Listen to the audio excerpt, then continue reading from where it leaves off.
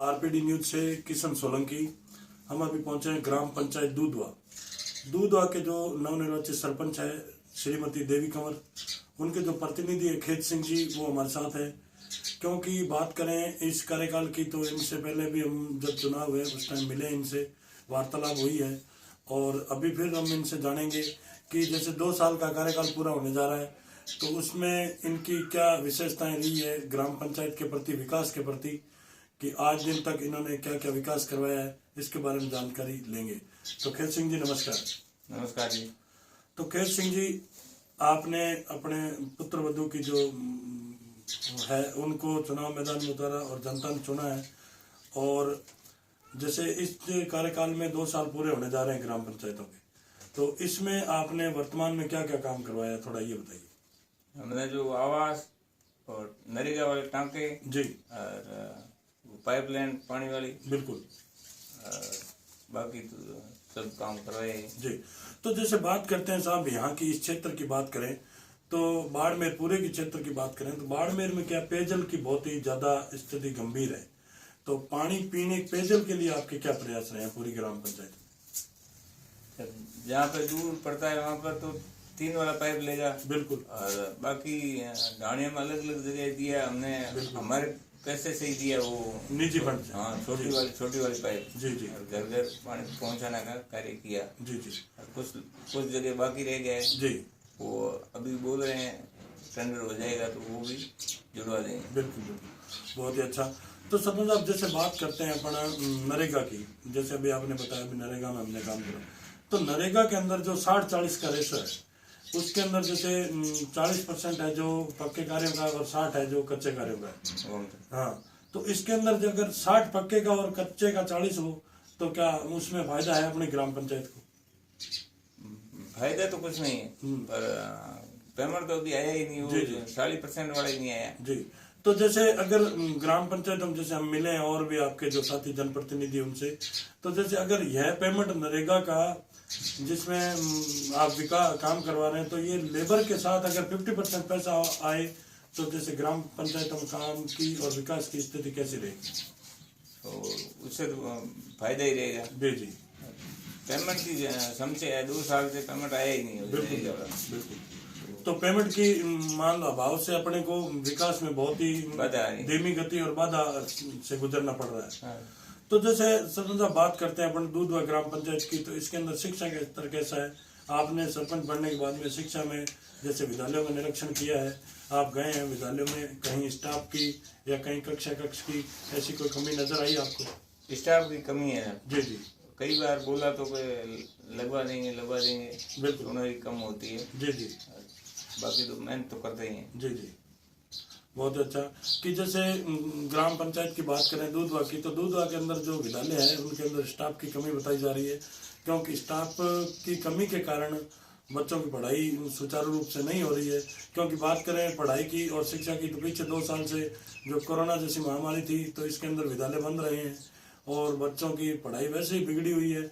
और अभी भी अगर जैसे सरपंच साहब ने अभी बताया कि विद्यालय में स्टाफ की कमी है, कमी के कारण बच्चों को बहुत ही ज्यादा परेशानी का सामना करना पड़ रहा है, यही बात है। हाँ जी।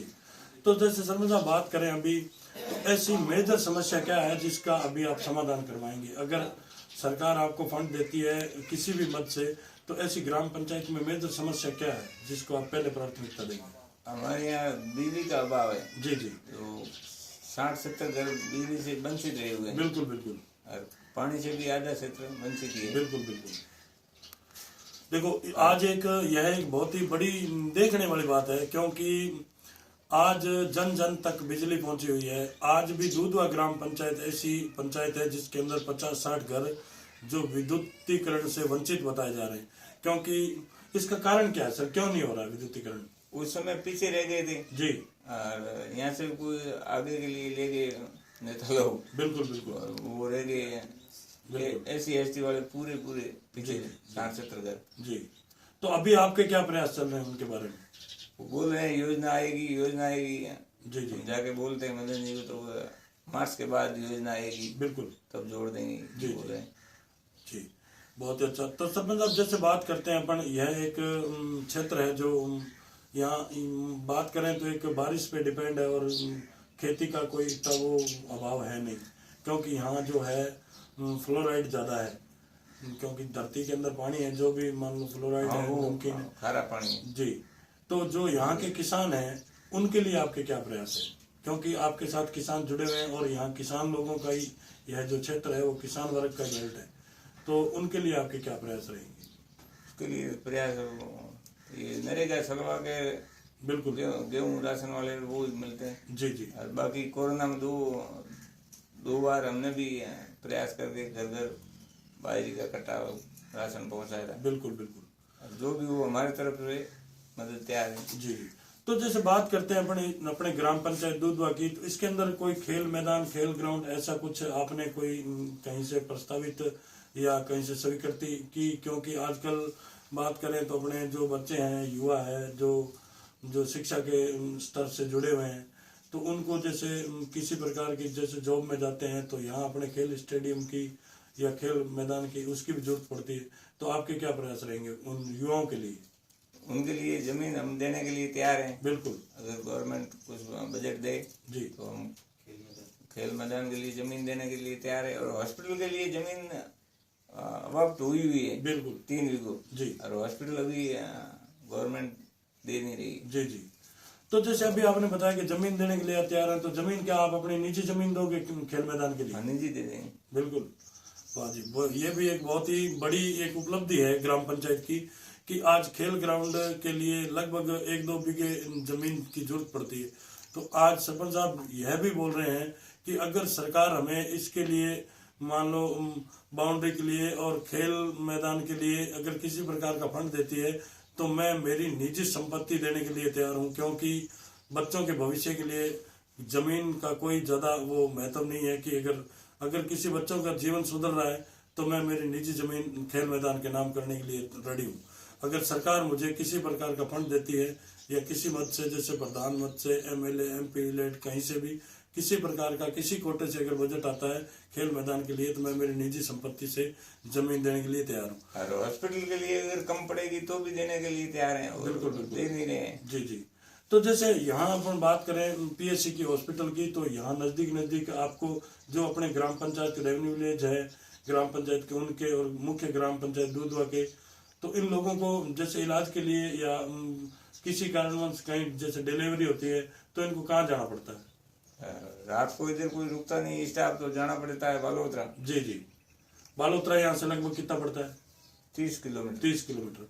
तो यानी कि ग्राम पंचायत बड़ी ग्राम पंचायत है, इसके अंदर अगर पीएचसी की व्यवस्था हो तो बहुत ही अच्छा है। क्योंकि बात करें हॉस्पिटल की, तो हॉस्पिटल की जगह इनके समुदाय भवन की जगह पड़ी है और बहुत ही अच्छा। अगर इनका मानना यह भी है कि अगर जमीन कम पड़ती है किसी कारणवश, तो मैं बिल्कुल मेरी निजी संपत्ति से जमीन भी देने के लिए तैयार हूँ हॉस्पिटल के लिए।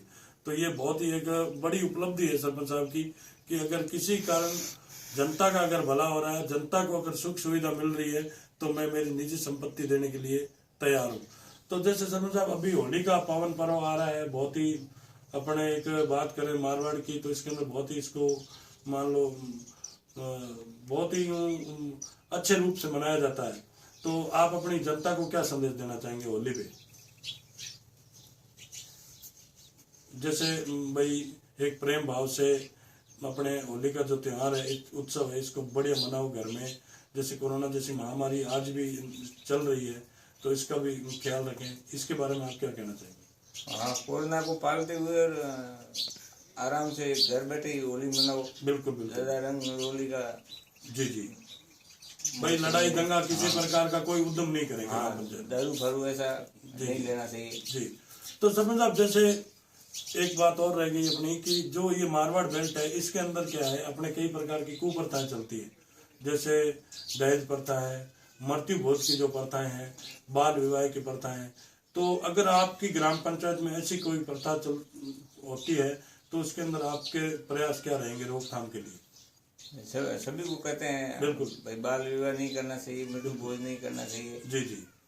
क्योंकि मृत्यु भोज एक बात करें सरपंच साहब, तो मृत्यु भोज एक मान लो एक तो घर से जिस घर का एक सदस्य खत्म हुआ और प्लस में उसको 2-5 लाख रुपए कर्जे के नीचे दे देती है जनता, तो यह अगर बंद किया जाए, बिल्कुल सुचारू रूप से इसको बंद ही कर दे तो बहुत ही अच्छा रहेगा। क्यों, आपकी क्या राय है इसमें? वो बहुत बढ़िया रहेगा। बिल्कुल। वो जिंदगी भर कमाने से बिल्कुल बिल्कुल सही बात है। तो ये थी हमारी खास मुलाकात खेत सिंह जी से, जो दूधवा के जो प्रतिनिधि है उनसे। आरपीडी न्यूज के अंदर जो इन्होंने हमें समय दी उसके लिए बहुत बहुत धन्यवाद है।